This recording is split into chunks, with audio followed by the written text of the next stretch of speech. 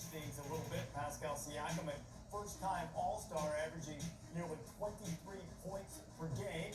Their winning percentage turned out to be the best in franchise history as Toronto just continued to find ways to win. They do have some key free agents, and Fred VanVleet and company also are going to have to figure out how to shape that roster as they're about to make their pick, 29th overall, just under 2 minutes left for the Raptors to make that selection. So what's in store for Toronto? I think potentially looking at a shooter like Jordan Nwora out of Louisville, 6'7", 6'11" wingspan, can really shoot the ball on the move. Potentially a guard as well, Malachi Flynn. I was able to go out to Vegas and watch him play 3-on-3, and he was incredibly impressive. Reminded me a little bit of Devontae Graham. So those are two guys I'm high on at this spot. Yeah, with Fred VanVleet as an unrestricted free agent, I mean, him positionally moving, I think a guard can be helpful, especially Kyle Lowry as he trends to get a little bit older.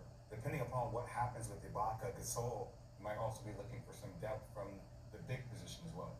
An excellent use of the term penultimate by you for this pick. And don't think we didn't notice. Excellent work, Brad. Well, I That was worthy of the first round. Whenever I use an SAT word, we drink up just like you do when you say wingspan, right? People in the bag by the middle of the second round, right? I'll give them something. That's right. Give people what they want. all the time. Raptors going to make this pick now, 29th overall, and then wrapping up the first round will be the Boston Celtics with the 30th pick of the first round. Is there anybody so far that you're really surprised that has not been selected yet, Jay? Yeah, well, I mean, I'm a little bit surprised that Daniel Oturu has not been selected yet, but there are a number of players. I mean, Tyler Bay still on the board from Colorado. Nico Mannion's not been selected. Desmond Bane's not been selected. It'd be interesting. Mike Schmitz just mentioned Malachi Flynn of San Diego State. Tyrell Terry of Stanford is another point guard that can really shoot the ball. Thought this is about the time that he would be taken. So there are a number of really good options, and it shows the depth of this draft of good players. There may not be a depth of like no-brainer, great player all-stars in this draft, but there are a bunch of guys that are playing this league for a long time, and it's going to go into the second round. Guys that you thought should have or could have been first-round picks are going to slip into the second round. We talked last night in the draft preview show about the surprises that you didn't know necessarily when Steph Curry was drafted. He would transform the way the game was played, and Kawhi Leonard would become the level of superstar that he is.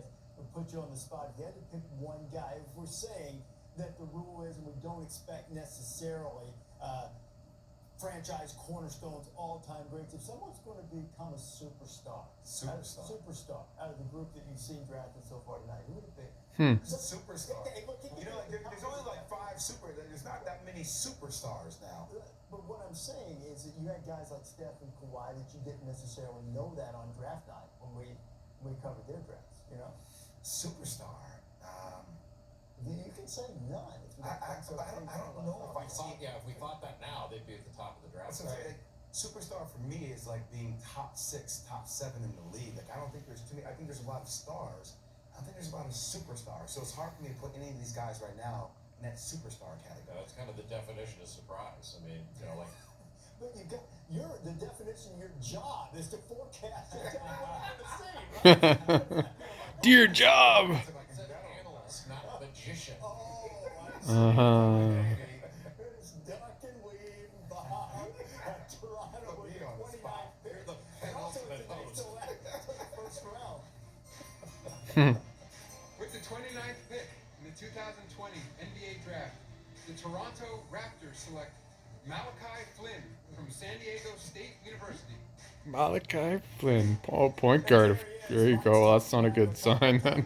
Probably not going to re-sign Fred then. The Mountain West Player of the Year and the Defensive Player of the Year. Started his career at Washington State, but transferred to San Diego State. Wanted to put in a winning program, and he was certainly on course to do that before the pandemic shut down the season. Didn't get a chance to play in the NCAA tournament. Good. No masks in that house. Smart family. He's one of the best pick-and-roll players in the draft, and he's really improved as a playmaker. He was more of a scorer at Washington State. He was more of a bucket getter who could really shoot it off the bounce. And then he goes to San Diego State and completely evolves his game. And then on the defensive end of the floor, he'll climb into you. He's not afraid of contact. He has incredibly quick hands and feet. Actually won Defensive Player of the Year in that conference as well. despite not having the most impressive measurables. So I love his mentality. Reminds me a little bit of Devontae Graham out of Kansas. And another in your brother theory, he's the youngest of 7. And there is the family picture, the youngest of 7, so he knows how to compete for sure. He also grew a foot. So if Billis had been analyzing him in high school, he would have used his magician qualities and said, I think he's going to grow a foot and be a first round pick in the NBA draft. He grew a foot, so now he has 3. Oh, no. He grew a foot. That was bad. But ching.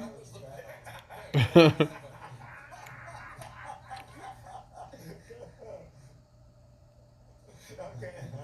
The Flynn family was able to see the picture that we just put on the screen as they're looking at the picture. Do they like that one? I think they do. Well sound. A family photo. It is interesting watching how Toronto moves towards smaller guards though, like Kyle Lowry. Obviously he's 6'1". You have Fred VanVleet, how they've had so much success playing small guard basketball. 10, 12 years ago, you wouldn't have done that. You want a bigger, stronger guard. But now, with the rules haven't changed, where skill is more of a factor, and we pointed to Fred VanVleet. I mean, same thing for him 10, 12 years ago. But Malachi Flynn knows how to play. And I think this is a terrific pick for the end of the first round. And if you talk to people who knew Fred VanVleet at that age, they would say Malachi's temperament was very similar. Not as exactly his game, but just the way he approaches things. He's not some brash guy. He's not all that vocal, but he commands respect from his teammates. And really well conditioned. I mean, really well conditioned. Well, certainly well, because there's not a lot of time to get ready because training camps are just around the corner with the start of the season, just less than a month away. So, had a trade in July of 2019. The Celtics got this first round pick that they're about to make the final pick of the first round. The Suns in exchange took a first round pick in 2019 draft.